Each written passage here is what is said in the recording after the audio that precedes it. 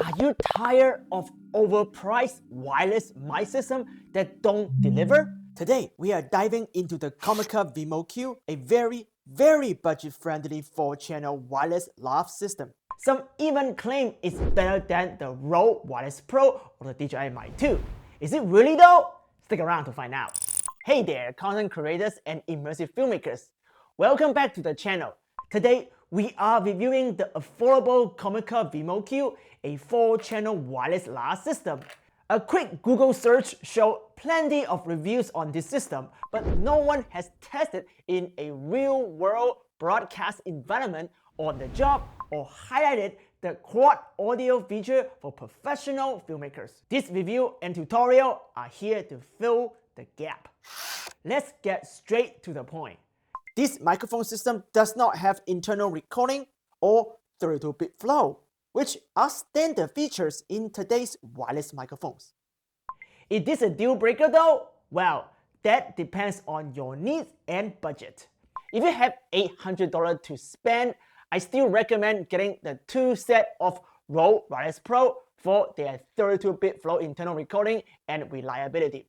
But if you are on a budget, I will show you how to pair Comica Vimo Q with a 4-channel recorder like the new Zoom H4 Essential right here. Together, they will cost you around $400, half the price, giving you a robust setup with internal 32-bit flow, 4-channel quad audio, and perfect synchronization in DaVinci Resolve 19. For immersive filmmakers using Amazonic or Dolby Atmos spatial audio, this microphone exceptional noise reduction will make your audio spatialization clearer and easier in post-production.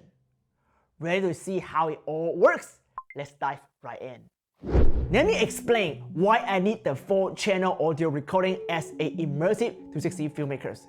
Camera like the Insta360 X4 right here capture everything around them, often more than 2 talents at once. This is great until you realize you don't have enough microphone for everyone. Most wireless pack like the DJI or the Rode only come with 2 microphones. Having 4 save me time on set and create a more complete sound sphere for audio spatialization in post-production. Quick disclosure, I received the Vimo Q for free from Comica. I reached out to them while I'm researching for an upcoming multi-talent 360 video project. Not only did they respond to my DM on Instagram, but they also sent me the complete mic system to test with no obligation to make a video.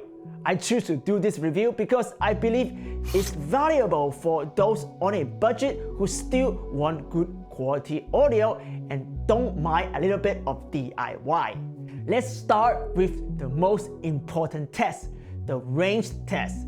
Since this mic is so small and light, as you see right here, it does not have internal recording. If the signal drops, you are out of luck.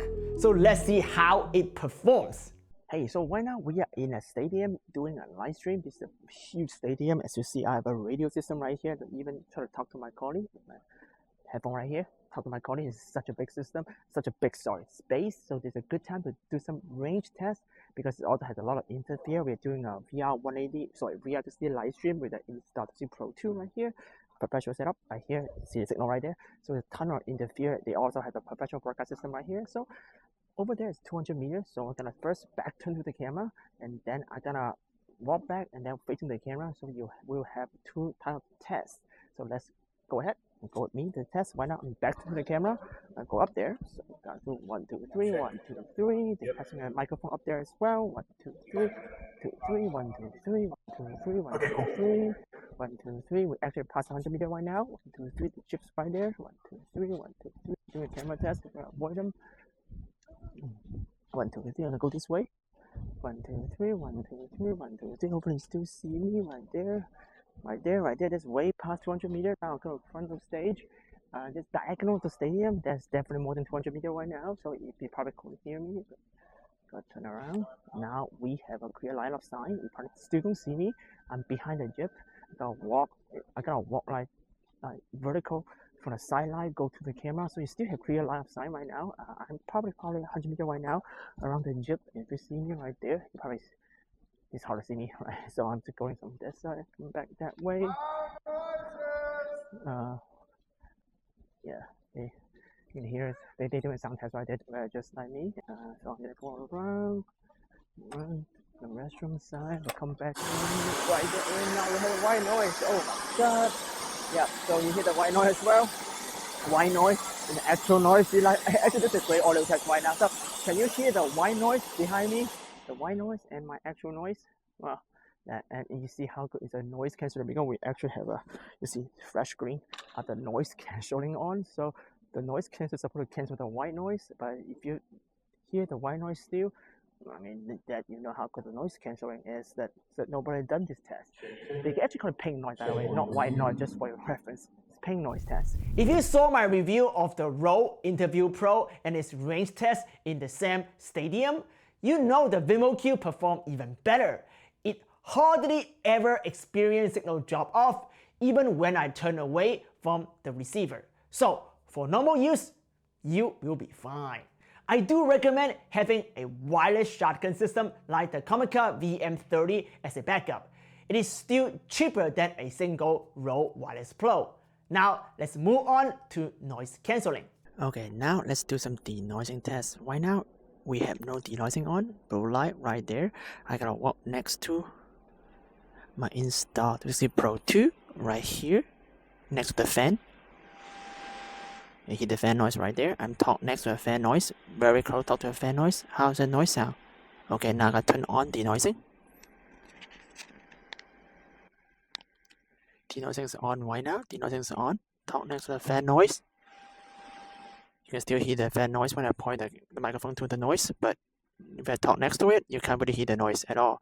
So that is the power of denoising of this algorithm. It doesn't distort my voice, but it gets rid of the noise. It's pretty impressive. The noise cancelling on this mic is really good, which is crucial for spatial audio.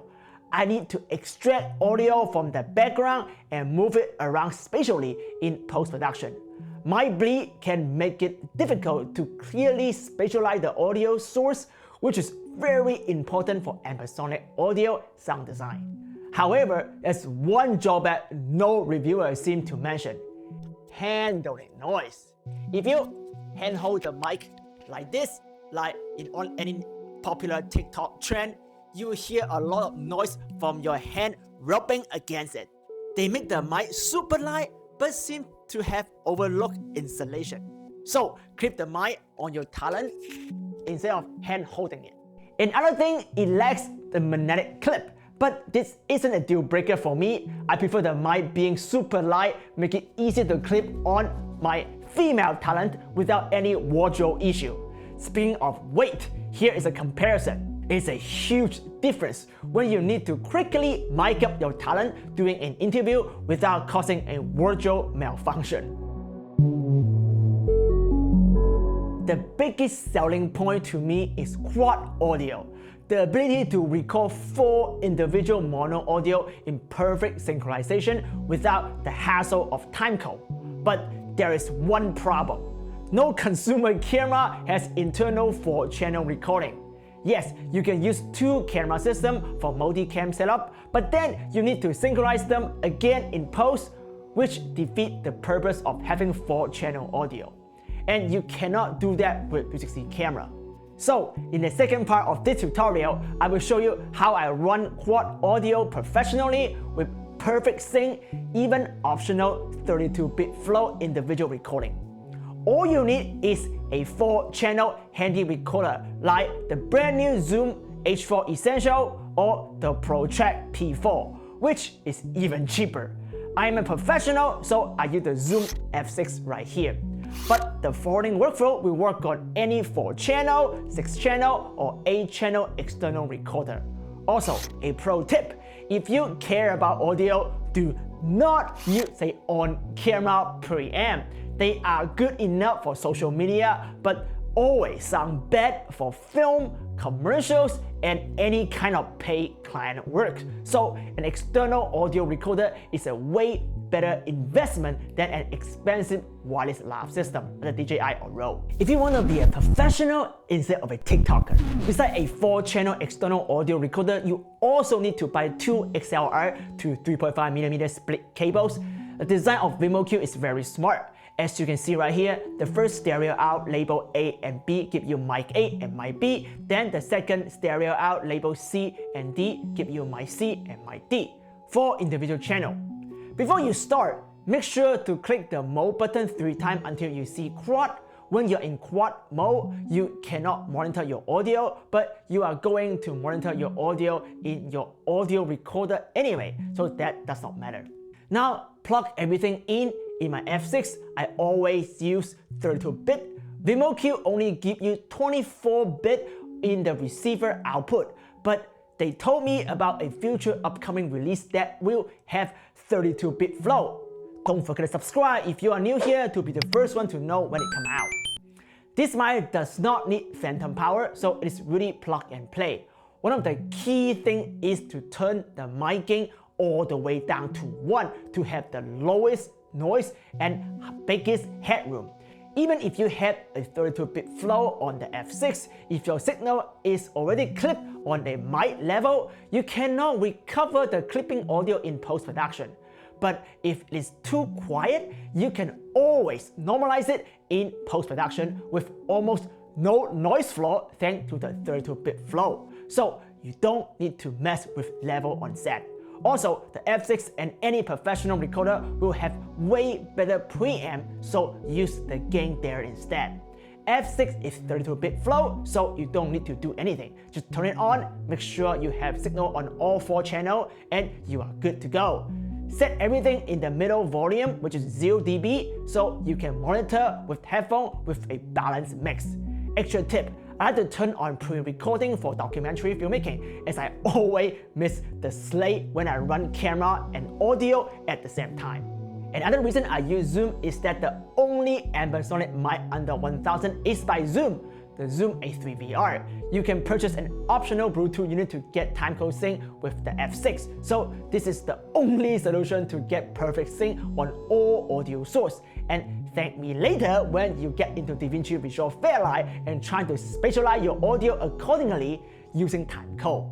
Speaking of DaVinci Resolve, Fairlight 19 now introduced a native ambisonic spatial audio feature. If you're tired of boring stereo audio and want to use your new 4-channel recording to create an immersive sound sphere for Apple Vision Pro or Meta Quest 3, check out our next tutorial on DaVinci Resolve Fairlight. I will show you how to do ambisonic audio mixing and spatialization without using any third-party VST plugin, completely free and in the highest order and quality. Don't forget to subscribe if you are new here and join us on the next immersive journey. See you in the next video. Ciao!